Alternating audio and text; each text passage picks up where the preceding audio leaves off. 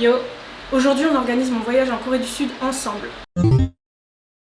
J'ai la chance d'avoir des vacances flexibles, du coup je peux les poser quand je veux. Du coup ce que j'ai fait, c'est que j'ai passé ma soirée à regarder les prix des billets pour la Corée du Sud, vu que je voulais partir cette année en Corée du Sud. Donc j'ai regardé la période la moins chère, généralement c'est souvent septembre-octobre, que ce soit pour la Corée du Sud ou beaucoup d'autres pays. Et du coup j'ai pris mes billets et j'ai posé mes vacances. Après ça je m'y suis pris 6 mois en avance quand même. Et voilà, une fois que j'avais mes billets en main, ce que j'ai fait, c'est que là à partir de ce moment-là c'est quand même un peu l'aboutissement. Tu sais que tu vas partir en Corée du Sud. Donc ce que j'ai fait, c'est que j'ai été sur TikTok. Pourquoi TikTok? Parce que c'est la plateforme la plus rapide, la plus concise pour avoir des informations sur tous les lieux. Tu tapes ton hashtag avec ton pays. Moi j'ai tapé du coup South Korea ou Corée du Sud et je tombais sur plein de vidéos avec des conseils, des bonnes adresses, des lieux insolites, les meilleurs endroits, machin, tout ça. Et ce que j'ai fait, c'est que j'ai enregistré tout ça dans un dossier que j'ai nommé Corée. Comme ça au moins j'ai tout, j'ai les paysages, j'ai les lieux, j'ai les conseils, j'ai tout au même endroit. Et ce qui est bien, c'est que du coup TikTok c'est quand même une plateforme où il y a beaucoup de personnes assez jeunes, donc pour tout ce qui est budget etc, je sais que c'est pas des trucs forcément excessifs. Puis les lieux, voilà, on fait tous un peu la même chose. Je dis pas que les vieux ne vont pas en boîte de nuit par exemple, mais en général voilà, on a un peu tous les mêmes centres d'intérêt, enfin pas tous évidemment, hein, c'est pas voilà universel, mais au moins voilà, je sais qu'on a un peu les mêmes goûts etc. Par exemple j'ai appris là-bas qu'il y avait un café One Piece, chose que je n'aurais peut-être pas apprise autrement. Enfin bon, bref. En deuxième lieu, je regarde ce qu'il faut faire niveau administratif. C'est peut-être plus logique de le mettre en premier, mais bon voilà, dans tous les cas, il faut faire ça avant de partir. Donc dans tous les cas, ça se fait. Moi, je savais que je partais 6 mois avant, du coup j'avais le temps pour faire tout ce qui est papier, s'il fallait refaire des passeports, pour le visa, pour la Corée, etc. J'avais le temps. Mais il faut se renseigner. Moi, ce que j'ai fait, c'est que j'ai tout noté sur une feuille, tout ce que j'avais à faire, une feuille ou alors même sur mes notes. Pareil pour le Covid, c'est important de se renseigner à l'avance sur ce qu'il faut faire, comme ça au moins il n'y a pas de problème une fois que tu es à l'aéroport. Ensuite, ce que j'ai fait, c'est que j'ai reporté toutes les informations sur papier, tout ce que je devais faire, etc. Bon, enfin, je dis sur papier, mais moi je l'ai noté dans mes notes iPhone, comme ça au moins je sais que je les ai en permanence avec moi si je dois regarder quelque chose. Voilà, je l'ai. Je note tout ce qu'il y a à faire d'important, toutes les informations en fait qui me serviront un jour ou l'autre, des applications importantes, la monnaie d'échange, etc. Tout ce qu'il y a d'important, je le note, même si c'est un peu brouillon, je l'organiserai plus tard, mais c'est juste histoire d'avoir les informations.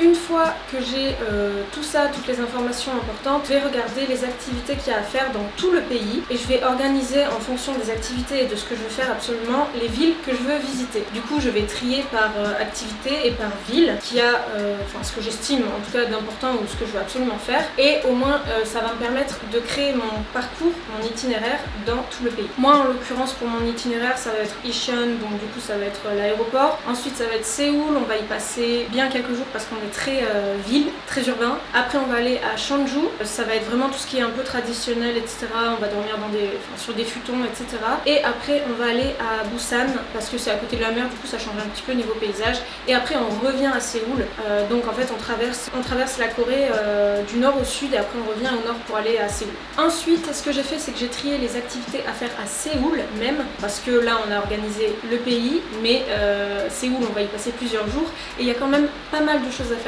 à Séoul. Du coup, j'ai organisé tout ce qu'il y avait à faire par quartier. Bon, il y a quand même les moyens de transport qui fait que tu vas vite d'un bout de la ville à l'autre, mais pour éviter qu'on traverse toute la ville à chaque fois, on va d'abord organiser par quartier en fait ce qu'il y a à faire. Comme ça, on va pouvoir faire soit du nord au sud, soit de l'ouest à l'est, et ça va nous éviter en fait de traverser à chaque fois la ville. Et au moins, quand on prend un hôtel, on sait à peu près dans quel quartier on est et ce qu'il y a à faire autour de ce quartier même, quoi.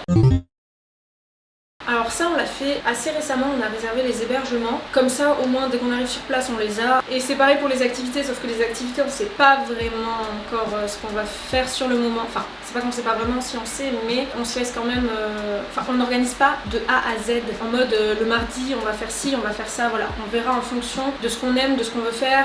Il y aura des jours où on voudra peut-être retourner dans un quartier. Du coup voilà, on sait ce qu'on veut faire, on n'a pas encore réservé les activités. Je pense qu'on verra sur le moment parce que en soi soi on n'a pas vraiment d'activité à faire. Quand on sera à Séoul, ça va être surtout pour visiter la ville, aller dans des bars un peu insolites, voilà, manger street food, etc. Il n'y a pas vraiment de trucs genre visiter les musées, etc. Ça on verra sur le moment. Ensuite, en 9e position, et il faut qu'on le fasse, c'est créer le visa, donc la KETA ça s'appelle. Et en gros, c'est ce qui va te permettre d'aller en Corée. Heureusement, ça prend vraiment pas longtemps. Je crois que c'est autour de 8 €. Et ça prend 24 heures pour avoir ton visa et pouvoir aller en Corée du Sud. Après, ce que je fais, c'est que je reporte tout sur l'iPhone. En général, je le fais déjà de base, mais je reporte tout sur l'iPhone. Comme ça, moi, je sais que j'ai mes notes même à l'étranger et que si j'ai besoin d'avoir une information, je l'ai. Mais je suis quelqu'un qui a quand même besoin d'avoir des trucs sous format papier. Du coup, j'ai toujours ma petite feuille avec toutes les informations que je prendrai dans l'avion pour expliquer par exemple à des personnes IRL, tu vois, et pour avoir toujours les informations avec moi de base, que ce soit pour l'aéroport ou quoi que ce soit. Ensuite, je télécharge l'application avec laquelle je pars, là en l'occurrence c'est Lufthansa. Je télécharge Lufthansa comme ça, plus pratique à l'aéroport, même si j'aurai quand même mes billets papier, on ne sait jamais, mais je préfère avoir tout sur l'application, je trouve ça plus simple. Et je commence même à télécharger des applications qui me serviront là-bas en Corée, comme les applications de Maps, etc. Parce que là-bas il n'y a pas Google Maps, il y a un autre truc qui s'utilise. Et du coup je commence à télécharger tout ce qui pourrait être utile. Au moins c'est fait en amont et il y a moins de stress quoi. Et après, en dernier point, j'apprends quelques mots de la langue pour évidemment me faire comprendre. C'est logique, mais voilà. Du coup, j'ai une application pareille pour ça. Je trouve ça plus ludique et plus facile à apprendre.